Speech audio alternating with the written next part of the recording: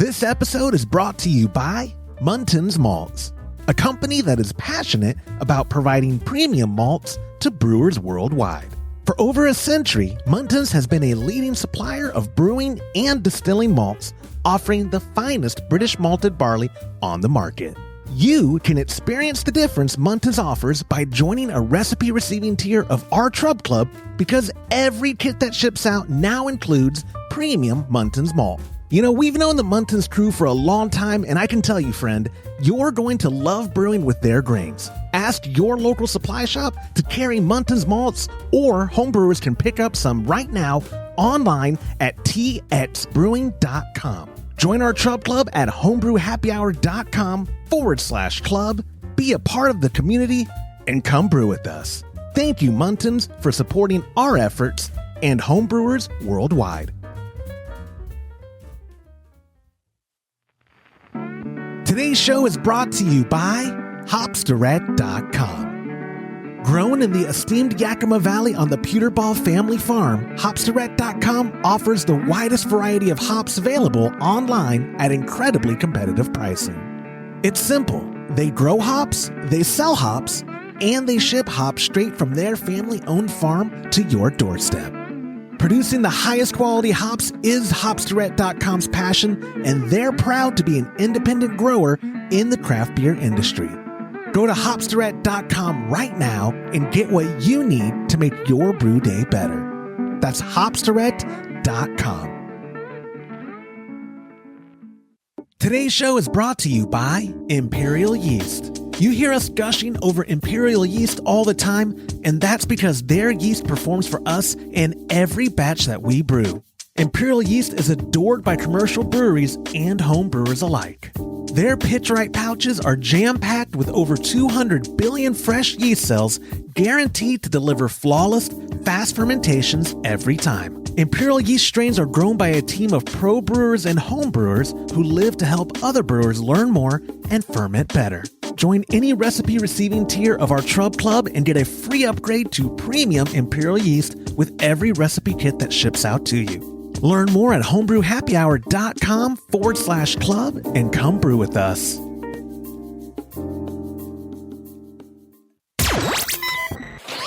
Entertaining shows with content that spreads information and sparks discourse throughout the community. This is the Pearl Media Network. Yeast pitch rate for pressure Pilsners, gravity readings during active fermentation, temperature control for storing grains, and sanitation procedure on a brew day. This is Homebrew Happy Hour, episode 320.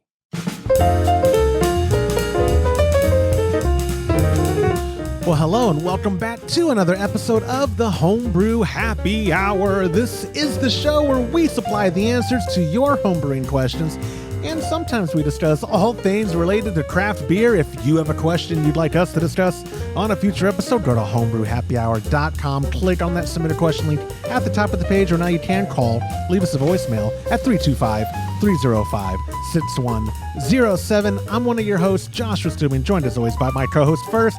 Over there, over my right shoulder, he is the Director of Operations at cmbecker.com, Mr. James Carlson, and the man beneath me, gently beneath me, not beneath me, Mr. Todd Burns. Gentlemen, welcome. James, I don't remember that shirt. Did we do that for a trade show? I like that CM Becker shirt. No, I had it made, 6 years ago. I like it. Oh, it's held up good for 6 years. Who there in town? What's place that I got taught a CM Becker tie, and I bought this too. Oh, I remember when you did the ties. Same thing. Okay, they did good. I was just saying, I don't remember. Yeah. We had shirts made for one trade show, but they didn't look that nice because I think I picked polyester, and I think Todd then gave me hell. And that's the last time, Todd, you gave me creative control over our apparel. Material control. Yeah, material control. That's right. The first time that you're talking about the time we wore the plastic trash bags to the trade show. I thought they were very comfortable. Okay, I still wear some of those shirts. I wear them all the time, man. Yeah, I don't doubt that. Yeah. I wear. Yeah, you're right. I think that was a jab at me. Anyway, we have a wonderfully packed show for everybody. In the small talk, though, let me get to it. We Todd, we're recording a day early because Todd, you're going to be in my neck of the woods. You're getting your ear and your nose. Was that a pun? Neck? Yeah. Yeah. You're going to get your ears and your neck and your throat checked, right?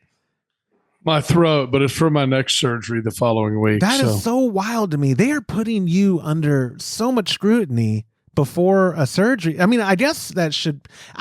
Part of me thinks, wow, they're doing due diligence, but another part of me thinks they're just trying to bill your insurance. That's exactly what right. it is. Right. That's all about. I think it's all about liability. Okay. Oh, got you. Yeah.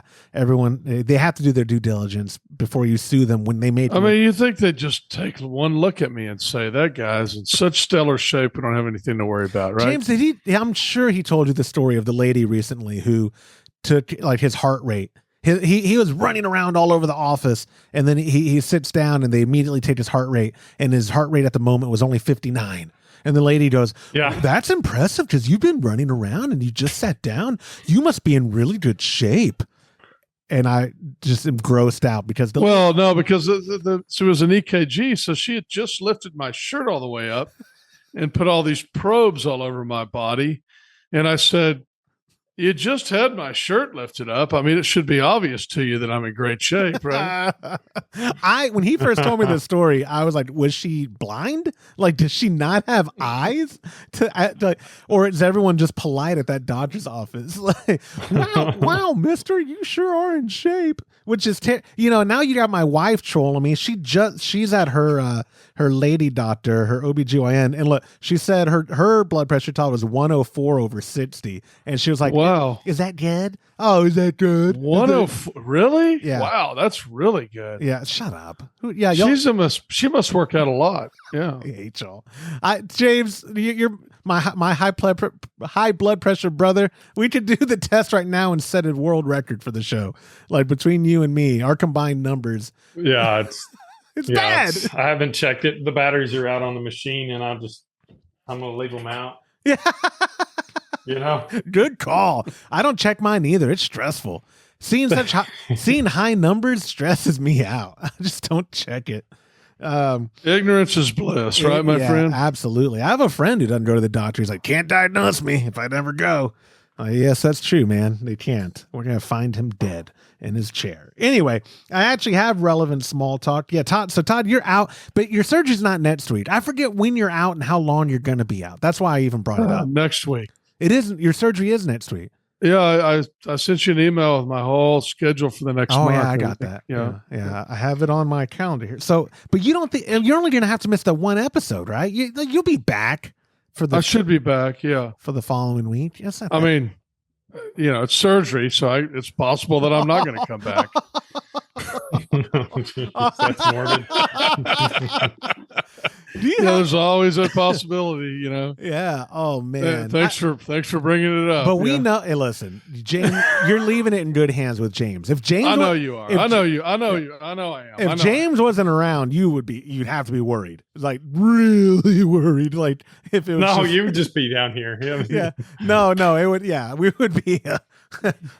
Anyway, thank God for that. So let me get to the relevant small talk. Then we'll get into the listener feedback, and we've got 4 questions for the show. First, I had a delay on yeast, but the Trub Club kits, the yeast, I believe, is arriving tomorrow. And because FedEx told us they do deliver weekends, James, the warehouse crew, as soon as yeast is in, Vilver told me they'll pack it up with ice and it'll be out. Yeah, they're ready. So yeah, the kits are ready. As soon as the yeast arrives. So that was my bad, guys. But if you're interested in brewing with us and all that, if you're a member of the Chub Club at patreon.com/Homebrew Happy Hour, you got a notification in your inbox about all that. And I'll keep you up to date. When they ship, I'll send you the confirmation, all that. And when you need tracking, I have all of because I generated the labels prematurely so that they could just stick the yeast in there with the ice packs, tape it up, and it'll be ready to go. So with that I just want to say I was in charge of grain and hops, and I drove to Dallas the previous week, made absolutely sure the grain was here,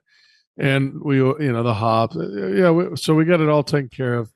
I hate you. It is true. You did proper. I did, and here's where I messed up. I ordered the yeast. Yeast delays have happened to us. It's not Imperial's fault. It's production, right? The demand or whatever it happens. I'm going to start ordering the yeast the first week of the month, since we know the recipe. That way it gives it plenty of time to arrive. I was in my little lizard brain, Todd. I was like, I'll order it the week before I ship it because then it'll be the freshest. But there's not going to be a difference between a week or two in fresh pouch, right? Like, I mean, like Mark, no, it'll be great. It'll still be fine. Exactly. So which I've sent the email today for Marches, which let me segue.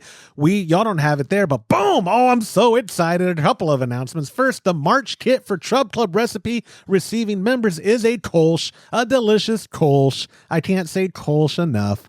I am so happy that our Trub Club is brewing a Kolsch. I even redid the artwork. It's a little bit of a retweaked recipe. Y'all are going to love it. There's our sponsors there. The grains, like Todd said, provided by our friends at Muntins. Hops are going to be from Hops Direct. And of course, my favorite Dieter strain of yeast, liquid form, coming from our friends at Imperial Yeast. Oh, man. And which let me even segues into, let me put up on the screen. Oh, crap. What? It's a black screen. I can't see it either. Yeah, shut up.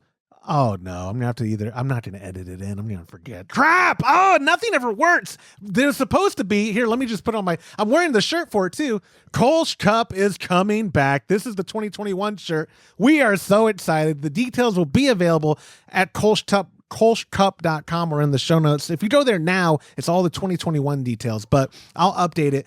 The short and quick version is at May. The third weekend of May, we will be doing the judging. So the beer has to be into us by the first month. We'll have registration and all that at Kolsch Cup with details for pricing and all that by next week. There's going to be plenty of time because you're going to send the recipe out early. And, yes, exactly. They're actually going to have more time than they need. And, absolutely. Yeah. And the most exciting part about Trub Club members is? What? You tell me. What? Oh, remember the structure of the fees for. Oh, yeah. Well, I mean, that's why I said we'd have all the so Trub Club members are going to get a heavily discounted rate if you want to enter into the Kolsch Cup. We don't have every detail firm, but we're not going to be able to take as many as we took last time. So we're going to limit that number. We also, because of shipping rates, unfortunately, the entry level for non-Trub Club members especially is going up. It's going to be bumped up, but winner still gets a trophy. We're still making shirts, all that fun.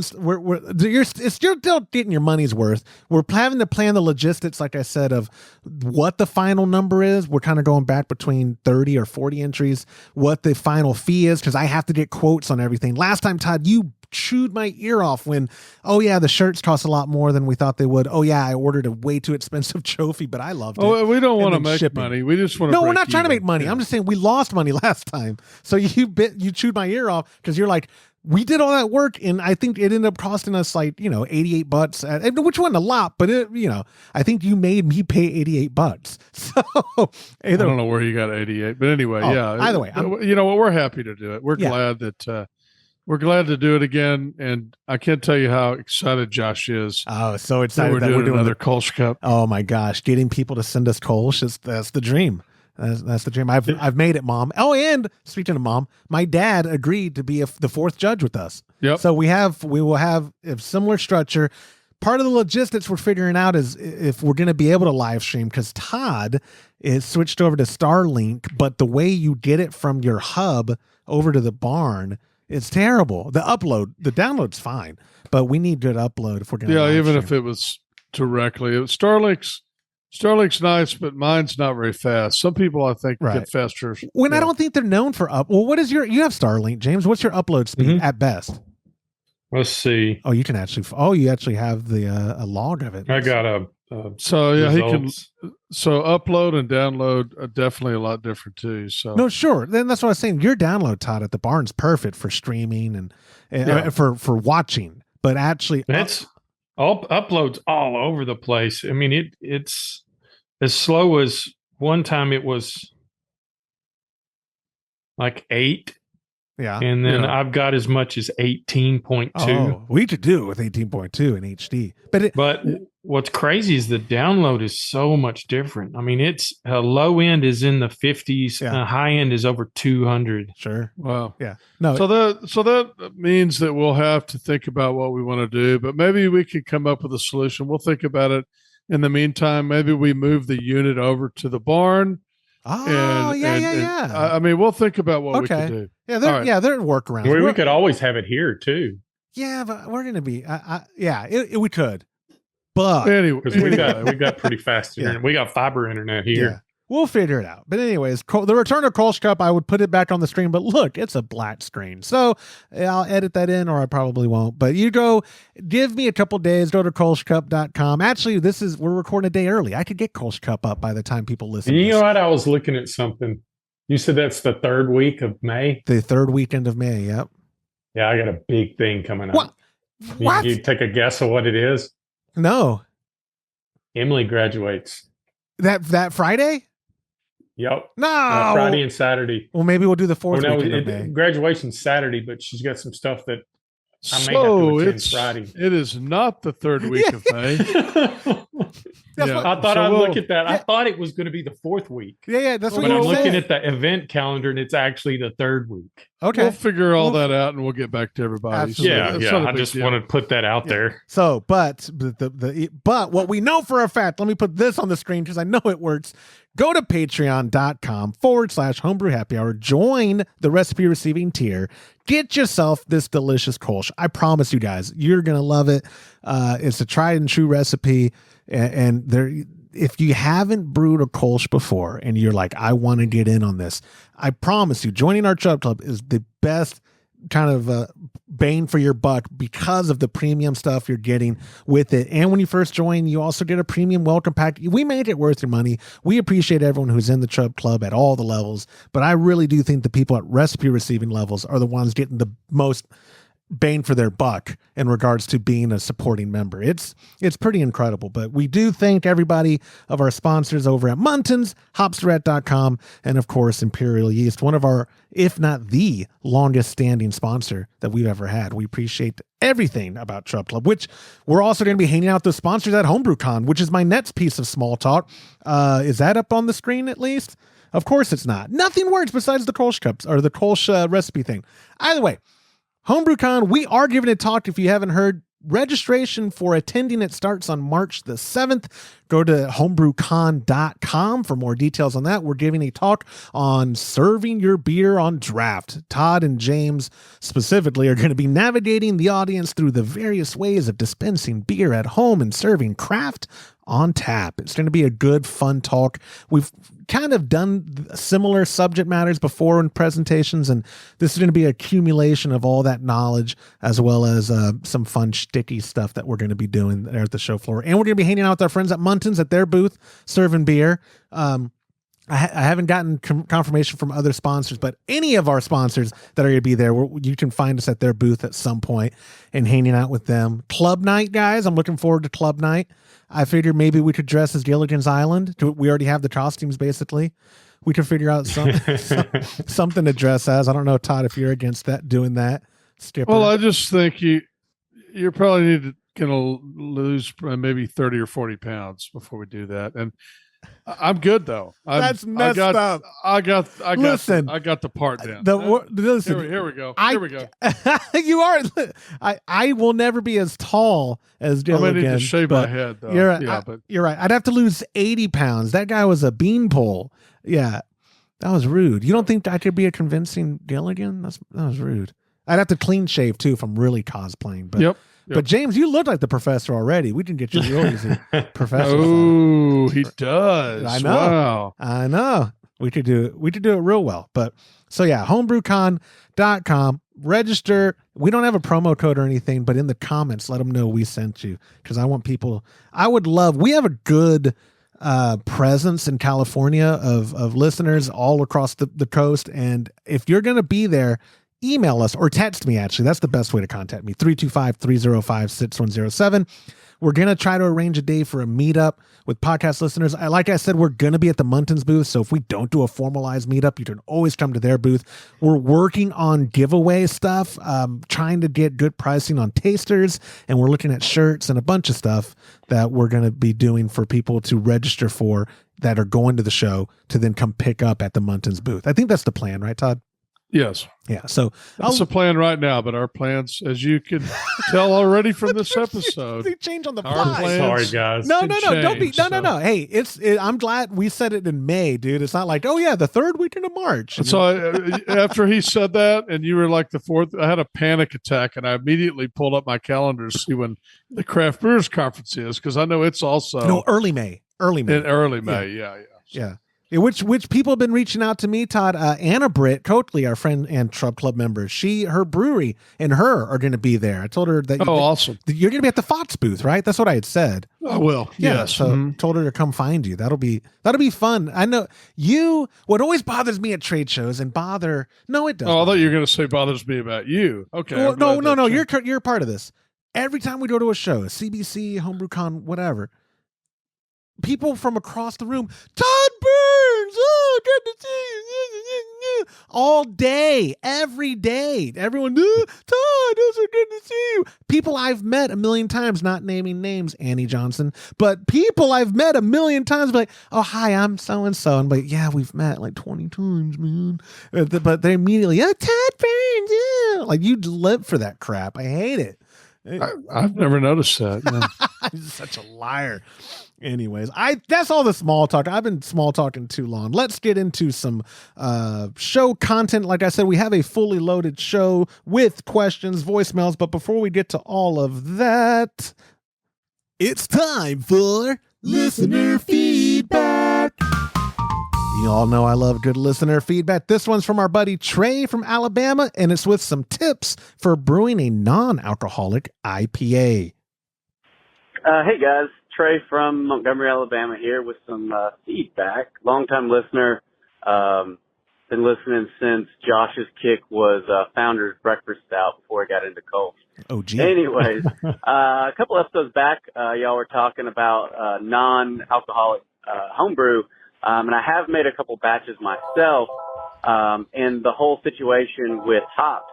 The main deal for halving your hops, as Josh said on the episode, was not as much from the bittering edition, but from late editions and dry hops, which, IPAs have a ton of. So what I've done when I want hoppy beers is you can leave the bittering to 60-minute edition alone, since that is pretty much plateaus, after an hour for the most part. But you can add what would almost be whirlpool hops to your the process of boiling off the alcohol at 170 degrees. And if you still want to dry hop, you can dry hop after that process in the keg. Anyways, I've experimented with some of these things, and they work out pretty well. I've never gotten something as good as a normal alcoholic IPA, but I have noticed that doing those hops in that part of the process works out a lot better. Anyways, thanks for all the great show content. Talk to you later. That's great feedback. Yeah, I got a lot of feedback from people telling me like, oh no, I do it for health reasons and here's how to make it the best. But I think Trey summed it up, what most people's suggestions were.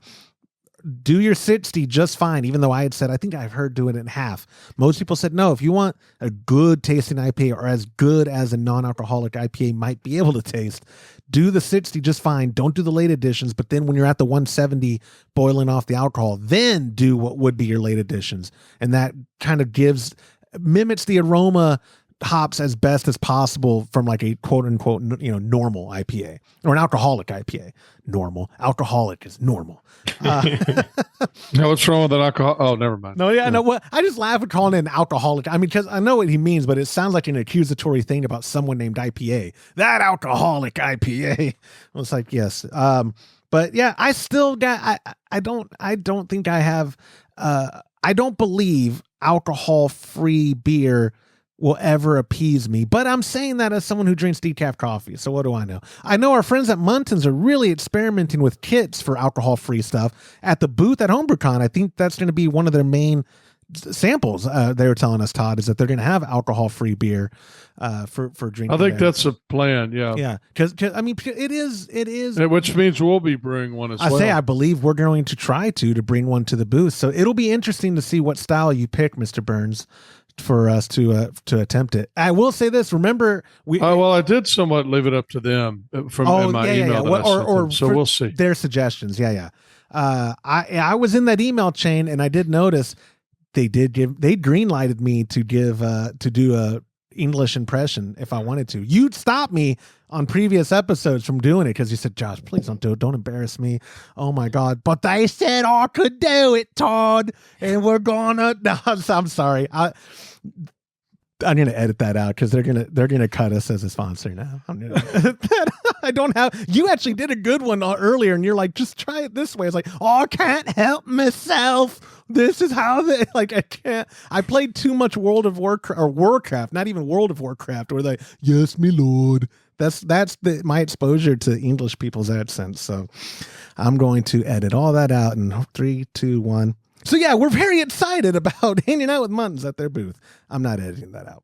Oh, we know. Okay. So from listener feedback, this is a great time to remind y'all, if and when you leave us a voicemail for listener feedback or for a question, you get yourself a $25 gift card to kegconnection.com. And again, that hotline is 325-305-6107. Just like our first question this week, it's our buddy Kyle from Virginia who left us a voicemail. Hey guys, this is Kyle from Virginia calling. I've recently gotten into pressurized fermentation, and I'm a big believer when it comes to German-style lagers. My question for you is this. When I pressure ferment a lager at room temperature, what kind of pitch rate should I be shooting for? I'm not quite sure what to tell my pitch rate calculator because pressure fermenting lager seems to be its own special category. I don't want to waste my extra money on extra yeast or waste time on making starters like I usually would for traditional lager fermenting. And I also don't want to underpitch and have an incomplete beer. I have a batch of margin pressure fermenting at 20 psi right now, and I went with the same pitch rate I normally would with just a non-pressurized ale. We'll see how it turns out, and I'm not offering to send you guys any for constructive feedback unless I determine that it's truly terrible. I also have some feedback for you from the last couple episodes as it pertains to splitting up the brew day and choosing between a 120 or 240. When it comes to splitting up the brew day, I have a 3-year-old and a 7-month-old, so my time is a premium. I do the mashing and sparging once we put the kids to bed. Then I remove the grain and leave the worts in my animal foundry set at about 150 degrees until the next morning. Then I boil and clean up, and I'm done by 9 a.m. or so, depending on when I wake up. I get good results with that, with no degradation in wort quality, and 150 degrees keeps any bacteria from forming. Using an electric all-in-one definitely makes splitting your day a lot easier, and I love the foundry because I can go back and forth between 120 and 240. Having used both, there's no question in my mind that using 240 saves me a ton of time, especially on larger batches when I have a lot of wort in the kettle. So I highly recommend that if you have the electricity in your house. I don't know that it's worth spending a couple grand on running electricity in that regard unless you're really, really, really into making your own beer. I love the show. Please read this on the air so I can get some money towards some more beer line cleaner on kegconnection.com. Take care, guys. Thanks. Hit all the high spots. You did. That was good. Get yourself some cat. I love when I reach out to people through text, like, oh, I'm taking your thing. Like, oh, I get Todd's money. Yeah, you do. You get some of Todd's money. Everybody likes Todd's money. Everybody loves Todd's. I'm just happy to spread the joy. Let's do his feedback first real quick. Yeah, like we said, like the splitting up the day. James, I think you've been getting people giving you feedback too, like out of necessity is when people do it, right? We discussed that. Yeah. Like you, just at a, if you just don't have the time to do it all in one day, you split it up. Right. It does work. I proved it. Yeah. And go for it. Yeah. We have the luxury of 99% of the time having the time to do a brew day all at once, which is still my preferred method, just because if I'm going to mess something up, I want it to be in the sequence of the same, the same sequence rather. But, I totally understand. Kyle, it's your fault for having little ones, but whatever. The foundry is a great piece of equipment. What else did I write down in notes? Oh yeah. And the 240 versus 120, like you had said, Todd, it doubles your time. It is if you have the ability to do 240 instead of the 120, absolutely, it's worth it. Everything, it's just a more efficient brew day, right? Yep. So we're big fans of that. So now back to the lager. James, this is a question for you. You are the pressure pills man. I don't know of a Pilsner that you've brewed since you got into pressure fermentation that you haven't done under pressure. I think you've done them all under pressure, and you do them. Everything ever since we started doing that and talking about it on the show. That's all I've done. And at room temp, right? And yeah, room temp. And the reason why is the pitch rate's a lot less than if you're going to do a traditional lager cold. You basically have to double the amount of yeast that you're putting in a batch. I use the same amount I would on a regular ale at room temp, and it works great. Get finished. I did one. The last one I did, it was finished in 3 days. That's the biggest reason why I really like to do pressure fermentation is you don't have to pitch near as much yeast. Now, when you say regular, you mean for a lager, like for an ale, just an ale, room temperature ale beer, the yeast that you would normally pitch for an ale. I use that same amount. Gotcha. So again, we're dumbing it down for me. Well, pardon me, for listeners who don't know, because we have a new audience. Okay, at 4.5 to 5% gravity, one pack of SaO5. Exactly. That's what I was going to say. Yeah. 1 pack for the 5-gallon batch. But the people that are brewing, they know what they're using on an ale. Totally. So just do that amount, and I think you'll be good. Keep in mind, if you're doing big beers, lots of gravity where you need more numbers, you'll have to adjust it accordingly. But that's what the great thing about pitch rate calculators. Imperial Yeast has one. I think we have one on our Homebrew Happy Hour website. Yep. And Brewer's Friend has them too. You can go by that if you want specific numbers for what you're doing. Right. So you Imperial for an ale, like if I'm doing a 5-gallon batch of Kolsch, like everyone's doing this month on Trub Club, and they're pitching a single pouch of Dieter, you would say, single pouch of Harvest for your 5-gallon batch under pressure at room temp. Yep. I was just trying to dumb it down for me, for the listeners. Pardon me, for the listener. Yeah. No, which is that's probably one of the reasons you like it. We're doing it that way, right? Like, I mean, it's simplified, or it's more affordable.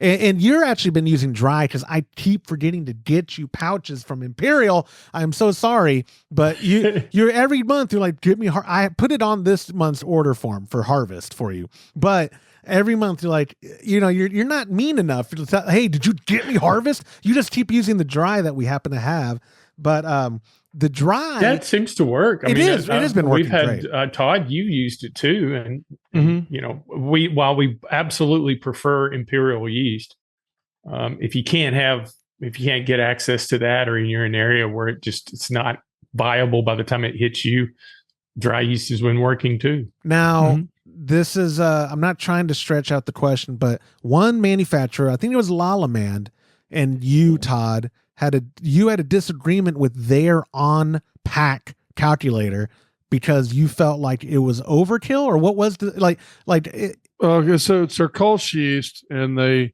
what they recommended you use. I've done it. The first time I used exactly what they recommended, and then it was way too much yeast. So then the second time I used less, and it was way too much yeast. So, and I reached out to him, but I haven't heard. It was a while back. I haven't heard back. Okay, so I know.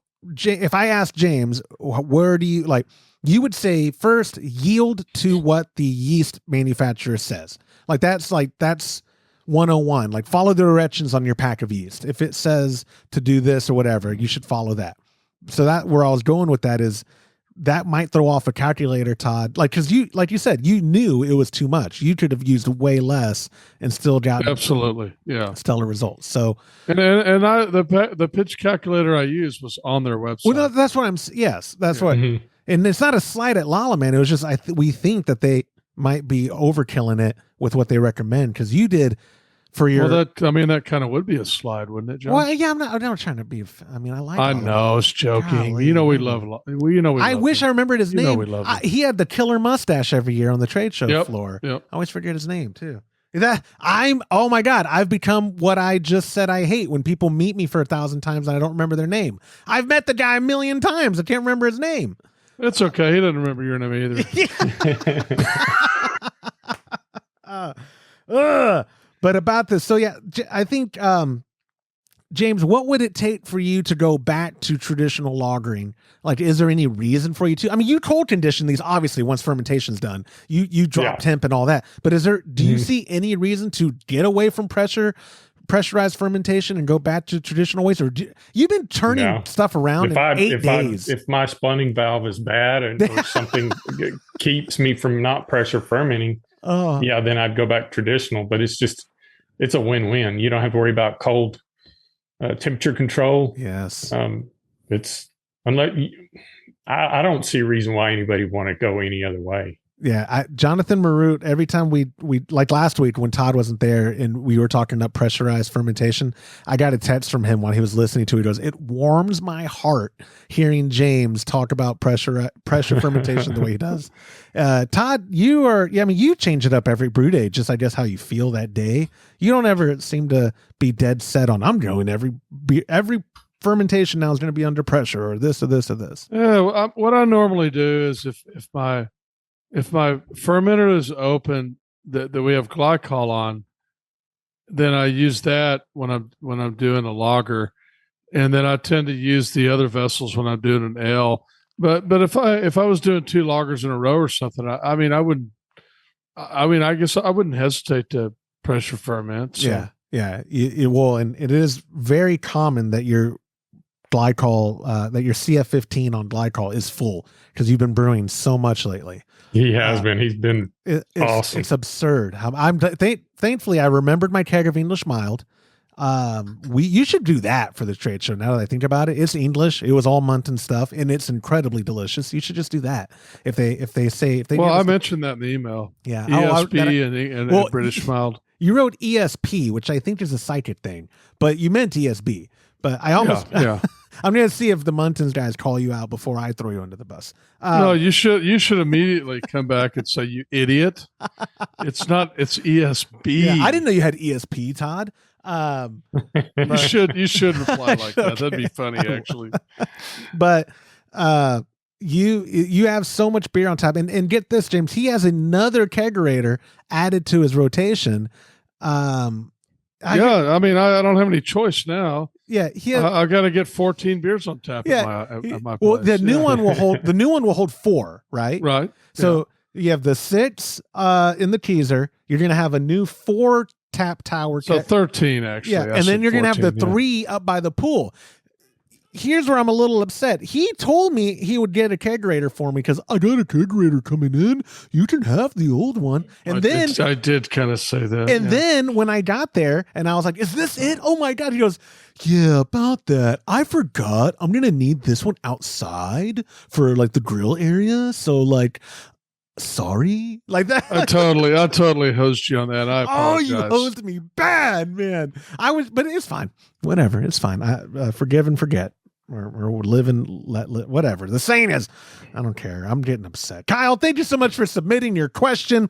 A reminder, if and when you send it by voicemail like our buddy Kyle did, you get a $25 gift card to kegconnection.com, courtesy of the line through his teeth backstabbing Todd Burns. But if you do it through the same text line, or if you go to homebrewhappyhour.com and click on the submit a question link at the top of the page, you still get a $15 gift card, which I think is pretty good. Like our second question, our buddy Samuel did. He wrote, is it ever a good idea to take gravity readings when there is obvious activity happening in my brewing bucket's airlock? I have a large plastic bucket for fermenting in. I'm not sure if opening up my bucket lid to steal a sample for testing the gravity is a bad idea. However, I have had batches ferment so long that the finished beer was drier than desired. I would rather have a dry beer than an oxidized beer. What do you think? Good things about Josh, and kudos to Todd for not firing him yet. Cheers, Samuel. Joke's on you. Todd fires me damn near every day of the week. I hear it. It's not verbal. Nobody could ever say I haven't fired you. It's not verbal binding. Thank God. I hear it so much it hurts my ears, Samuel. Gravity reading during fermentation is, y'all both do that. I mean, right? That's how y'all determine what your gravity is, and if you want to start cold crashing it to stall it. We kind of had a similar question like this, but did y'all do gravity readings even when in the old days of bucket fermentation? I still do. Yeah. I still bucket ferment sometimes. Yeah, you just need a thief. Oh, that's right. I totally the wine thief. That is what it's called, right? The product's it'd be a beer thief in this case. Yeah. But yeah. I know. I thought the product was actually called Wine Thief, like the brand. I thought was called Wine Thief. But you're right. Explain the process, Todd. Then for people using buckets, you actually opening the bucket, you just removing the airlock and going through that. No, just open the bucket up, put it in, pull it out, get a reading. I mean, So everybody's super concerned about oxidation. And I understand that because I hate oxidation. But if you've got a bucket with CO2 in it, because if it's been fermenting, it has CO2 in it, and you open it up, you take a reading and you close it, you're not displacing all the CO2 and you're only affecting the very top. Where most people get oxidation is really when they let the beer like fall and splash and get oxygen, not so it would be the same thing as what you purposely do when you're trying to get oxygen and the wort before you ferment. You splash and you really get a lot of activity, and that's how you get it in there. Now, I'm not saying you have to do that much to mess up your beer, but just pulling the lid off, sticking it in there, pulling it out, putting the lid back on. I've never oxidized my beer doing that. Right. And y'all have told me that because there was a time, and I still text or call James almost every brew day, but there was a time when I was calling him like every 5 minutes of a brew day. And one of the times during a transfer day, actually, not even a brew day, where I was freaking out because I was like, oh my God, it didn't seal all the way. But you reminded me that CO2 is pushing that out during fermentation. It's just a blanket covering it. Yeah. So you're like, you'd have to really screw up, which is not outside the realm of possibility with me, but you were like, dude, I wouldn't worry about it at all. And I'd say like, but what about, and you would like, no, I'm telling you, don't worry about it. And sure enough, the batch turns out great, right? Like right. the times I've messed up, there's been one time I oxidized it, and it was because I was an idiot and I wasn't paying attention. The tubing was like barely in. I thought I pushed it all the way down to the bottom when we were doing a transfer. I think it was an ESB. My dad will comment and correct me if I'm wrong. I let it splash the whole transfer. And then by like the time was almost done, I was like, was the tube up there the whole time? Sure enough, that beer kind of tasted like cardboard. But any other time I've ever messed up, it was like a fermentation temperature. It was never from, oxidize the beer because I was taking a gravity reading. That's just not going to happen. But how did that make your dad feel? He was probably just as disappointed as. This is now the homebrew therapy session. Let me tell you when I've disappointed my father. That's like maybe in the top 500. Let me tell you the top 10. No. He should do it. Dad, leave it in the YouTube comments below. When have I most disappointed you in your life? No, don't. He has a YouTube account. Please don't, Father. I don't want people knowing everything.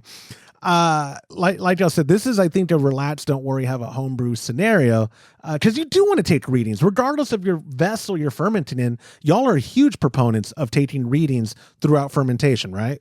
I like readings. Yeah, I do too. Gives you an idea of where it's at, how everything's going. Exactly. Where I think I had confessed on the show once, I did take the lazy route on that batch of Kolsch where I was like, yeah, just let it go. Cause I didn't want to take a reading. It ended up being my favorite batch. That's always an option. But like Todd, when you're brewing, you're shooting for a specific ABV or a specific kind of finish profile, dry or sweet. So the numbers really matter. Oh yeah, definitely. Yeah, you want to talk about meticulous note taking or numbers taking. The whole brew, ever since you got the easy dens, especially because it uses 4 milliliters or 20 milliliters. Two. It's only 2. Yeah, as little as 2. Yeah, 2 milliliters is nuts. So you're just like finding excuses. Just and weren't you the one telling me it'll also give you a finished reading even? I just realized that you can actually. It'll actually give you alcohol by volume or proof as well, the same machine. So that's pretty cool. Ooh, that is cool. That is super cool. Well, the rest of us are still stuck in the Stone Age, Todd, with many broken hydrometers. Well, that's the thing I was going to say. I mean, yeah, the easy dens is expensive, but I think I've already saved $300 or $400 just in hydrometer costs. Well, and not even kidding about equipment costs. How much milliliters is in the average test tube? I don't want to make it up. It's like 300 milliliters. That's a great question. I don't know. No, not even that much. But I'm saying though, it's a considerable amount of beer. You may have actually gotten your money's worth just on beer saved for how much you brew. Yeah, it probably varies a lot. But if I had to, off the top of my head, I'd say it's maybe James, like 6 ounces. Yeah. Yeah, I mean, well, you know, it might be more than It's that. more than 6 ounces. I'll take the over on Well, that. it totally depends on which tube you're using too. Okay, But yeah, Yeah. The I one- can grab. Let me grab the one we're using. okay. Well, he's because just- you displace a lot of it with the hydrometer itself. yeah. Yeah, that is true. But the one that I got from catconnection.com back in the day, I would say it's like 10 ounces to brim. Not saying you put 10 ounces in there. I think it's 10 ounces to brim. So if it was 10 ounces, that would be almost 300 milliliters. That's why I said 300. Mm-hmm. Yeah, I'm good at math. How dare you? If it's 6, it would be 177. I just know that off the top of my head, I'm using a calculator. Okay, I was going to say, wow, that was impressive, Mr. Burns. My point being, though, as much as you, not just as much as you brew, as much as you take readings, you may have saved a lot of beer or worts, depending on what part of the process. Because you take readings before the Easy Dens, that didn't prevent you from taking a crap ton of readings during fermentation. I'll do a lot. I mean, now that I got the Easy Dens, I take readings with my readings. So yeah, it's. I mean, it's so much fun. It just put 2 little milliliters in there. Did you sign up for Pro yet? While we're waiting on James, did you sign up so that you can have more batches? You're just deleting old batches now. I haven't brewed since then. Oh, that was the last batch. Okay, because you're like, what's going on? It won't let me do a new batch because you have too many in there. God, trying to freeload. This reminds me, I forgot this week. I'll put it on next week. We had feedback of people with diagrams showing us that question we had about closed transfer with gravity and recycling CO2. And I think we got good answers on that. I'll show the diagram and all that next week, and I'll test it before like this week's episode where I had black screens for things I was trying to show. But what'd you find, James? Okay, so I filled the one that I use up, and then I floated the hydrometer and then pulled it back out, and it's a little over 8 ounces of liquid. Okay, so it's 10 to the brim. Yeah, 208. Oh, hold on. I happen to know that 8 ounces is 240. 240. 236.588 to be exact. Yeah, no, 240. We round up here in America. 240. Yeah. So what I was saying to him, James, I think you heard me because you have mobile. He might have saved his money just in wort saved that he's not having to use the test as much as he tests. You and I do more rational amounts of testing, but you probably do more than I do. You're way more. I do a lot. Yeah. So I'm probably wasting several pints of beer. Why don't we gotta get Homebrew Happy Hour to buy the Easy Dens for headquarters? Actually, let's call Easy Dens. We give y'all free advertising on this show. Send James Carlson an Easy Dens unit. Come on. Anyways, Samuel, thank you so much for submitting the question. Our third question of the show, it's another voicemail. It's our buddy Gary from Louisiana. Gentlemen, hi, this is Gary in Louisiana. Quick question for you. Recently I brewed a 10-gallon amber batch. It was on a rather cool afternoon here in Louisiana, about 35 degrees. My crushed grains were stored in sealed buckets overnight in the garage, and in the garage it got down to probably about 28 degrees. Took a while the next day to get my water up to temperature. I mashed in at 155. However, after mashing in and stirring in the grain, I noticed that my mash temp dropped to 142. Was able to bring it back up to 150, but just wondering if this is a normal occurrence. I've never had this happen before, and if I should just plan on bringing my grain buckets inside when we expect colder weather from now on. Anyway, let me know what you guys think. Appreciate it. Thanks. Bye. I know that we all, as brewers, have to account for a temperature drop. That's why I usually mash in at 160, because then it usually brings it down to 152, where I want to be, or 150, depending on the style. But like that range. And I've never had issue, but I've never had cold grains going in. Is there something I have, but not on purpose, like with Gary's situation. Yeah, absolutely. Bring it in and get it at room temp. Because if you don't do that, then you need to get into the tool section online and get a strike temp calculator. It'll at least tell you how to offset that with more heat. Yeah, we have one. I'll use it. So at homebrewhappyhour.com. Yeah. Mm-hmm. Yep. It's super simple. Just ask for the temperature of the grain, where you want to be, and it'll tell you what you need to start off with and the batch size and all that good stuff. It'll walk you through that.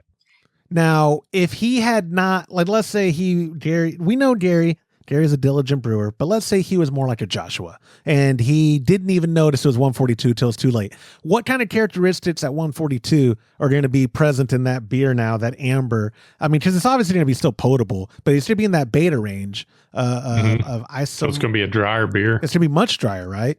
Yeah. Less body, more fermentable sugars. And some people would argue less fermentable sugars in the beta than you get in the alpha. But it's fermentable sugars that I look at. Yeah. So Todd and I both prefer drier beer. So I've started mashing more in the beta than the alpha. Yeah. That's why I prefer the body of the beer to be. Right. And I frequently end up with missing my strike temp because of the way my system is and how much I'm doing. And I don't worry about it because it comes up to that pretty quickly. Oh, and your system's just so efficient, right? It's super efficient. Yeah. That helps.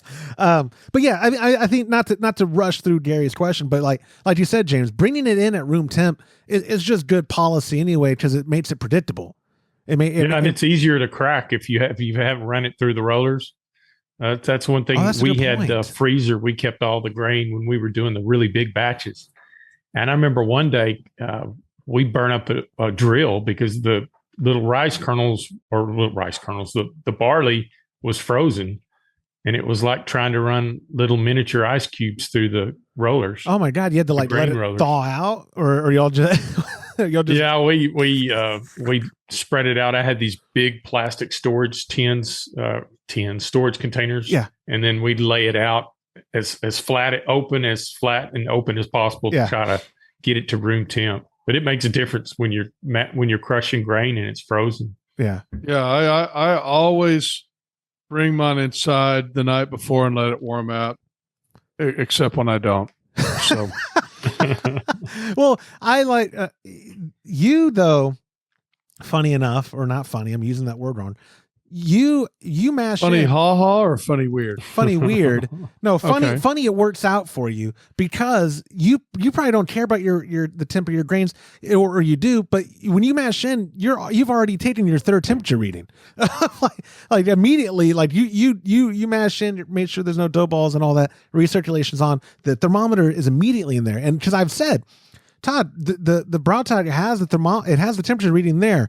I don't trust machines. It's like you have the thermometer in there basically the whole time anyway. So you would, if you were low, if if it wasn't calibrated right and it was wrong, you would just bring it up immediately too, right? Like, I mean, Gary. That's what I do. Right. So that, like what Gary did too, what he described, like James,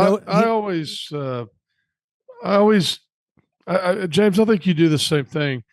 I always lean towards, when I'm doing the strike correction, for it to hit the colder side and then bring it up, versus it hit the higher side and bring it down. Yeah, it seems to take longer to cool it down than it does.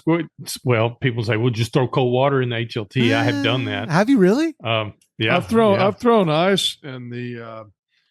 I've thrown ice where the coil is before, and and brought it down, because I've had it where the strike was probably, I mean, it was right at, let's say it's right at 152. It's perfect. Well, the water over my HLT is at a much higher temperature, so it's going to start bringing it up. So I'll throw ice in it to bring it down. Yeah, it takes a while to bleed that temperature off when you hit your strike temp. So you want to be a little under, because I can heat the wort up quicker than I can drop the HLT temperature. So when we last brewed on like the Cooler Brew video, and y'all purposely got your strike to 162 or something, because you knew the difference it would make when you went into the mash tun, which was a cooler.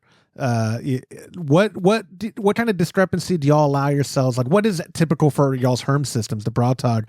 Like, do you set the strike temp at 162, knowing you're gonna lose 10 at mashing, or like, is there a rule of thumb with room temperature grains? Like, what do y'all? 6 to 8 degrees is what I've found. Okay, so then you're at like 160 is what you basically. No, I mash at 150. Oh, pardon me. He's saying, he's asking about the strike temp. The strike temp is what I meant. Yeah, I'm 6 degrees over target. So, so 156. Typically, as I shoot for 6 degrees over where I want to be on the Brautag, and it'll get me super close. Gotcha. So 6 degrees. Okay. I was just curious because everyone, I mean, it's such a nuanced, or not nuanced. It's such a contextual question because everyone's systems, like it takes a few brew days, but everyone kind of dials into their own system, and it's not like a one size fits all. It just can't be, right? I mean, you have calculators that help you adjust in real time, but there is no like, oh yeah, if you're on the Grainfather, it is this or it is that. But it's definitely different on different systems. Yeah. Right. Yeah. I don't even think about it anymore. I know where I want to be, and I work at that 6 degrees over. Yeah. If I want to be 148, I've set the HLT for 6 over that, and it generally gets me pretty close, and then it'll stabilize out pretty fast. Absolutely.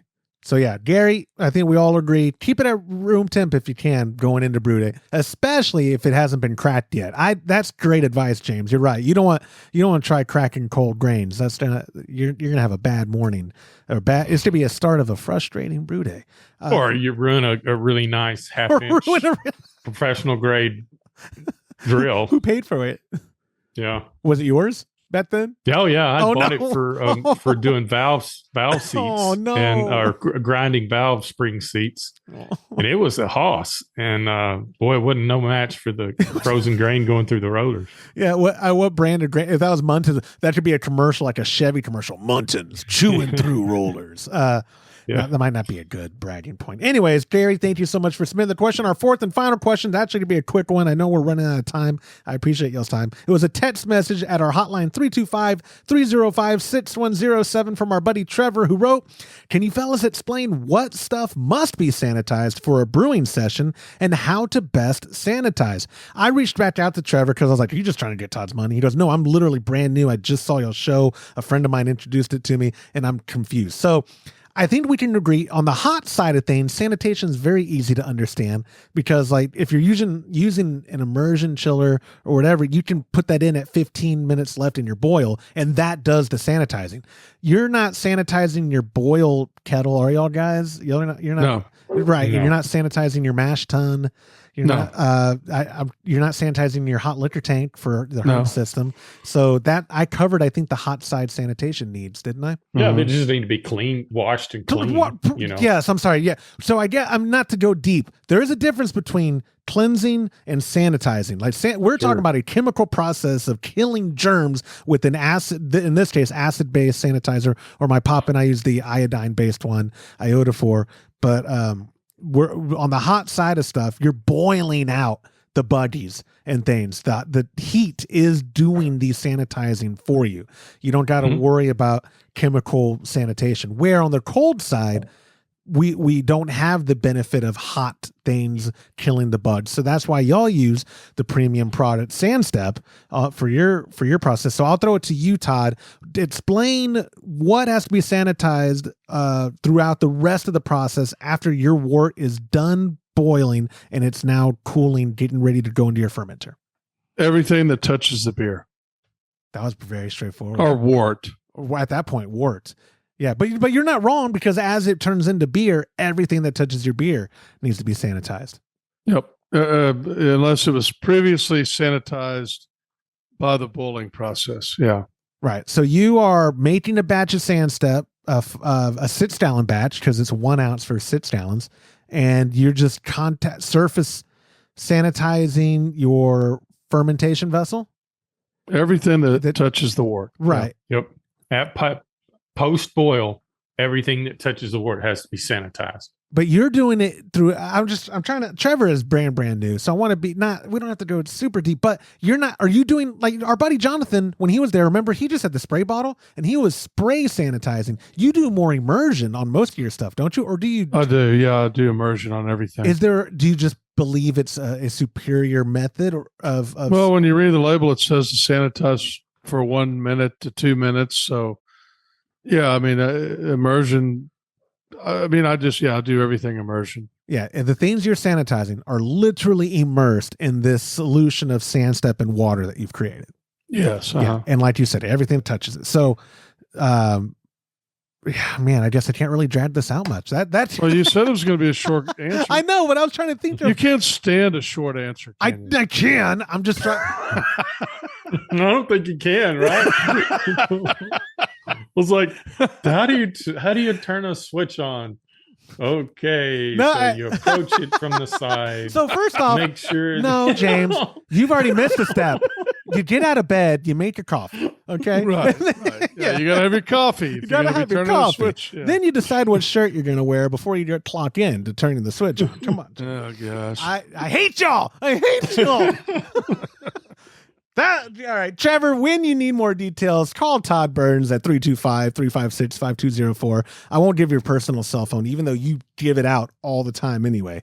512-749-7713. You're madman. You're an absolute madman. Anyways, if anybody listening has feedback for any of the questions we took or the feedback for more feedback, give us a call at 325-305-6107. Get yourself a $25 gift card. Or you can always go to homebrewhappyhour.com and click on that submit a question link at the top of the Where's page. your cell phone number? That'll still, we are wrapping this. I got it right here. He's got 3. Gentlemen, we have got to wrap this show up. Y'all's time is precious. Let's get you back to work. Todd, thank you for doing the show early because I know you're going to be gone tomorrow when this actually publishes. I could get this out actually in the morning. People like it when we release videos earlier in the day, but they don't realize I'm literally recording and then editing in real time.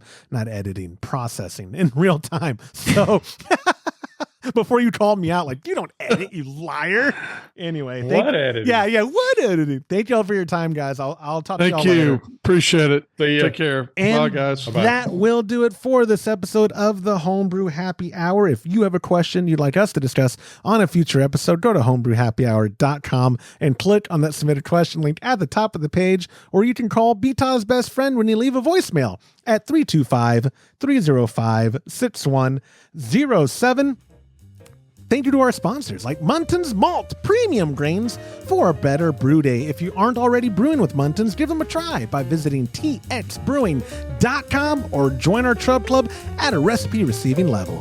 For the best hops available online, give our friends at hopsdirect.com a visit and pick up what you need for your brew day. Also, get a pack of Imperial Yeast along with premium recipes from us when you join the Trub Club. Go to patreon.com/homebrew happy hour and come brew with us. On behalf of Todd Burns, James Carlson, and the Pearl Media Network, I'm Joshua Stubing. Thanks for listening.